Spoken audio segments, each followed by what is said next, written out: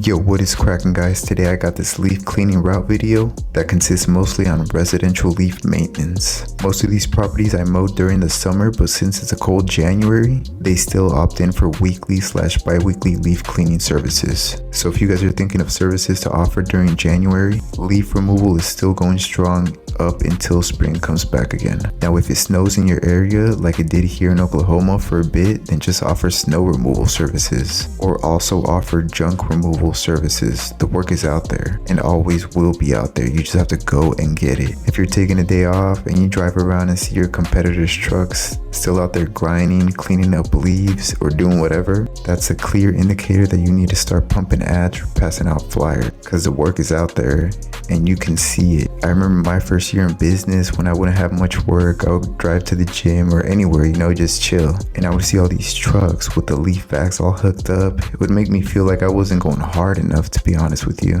And I learned that to keep consistent work, you just have to market all the time.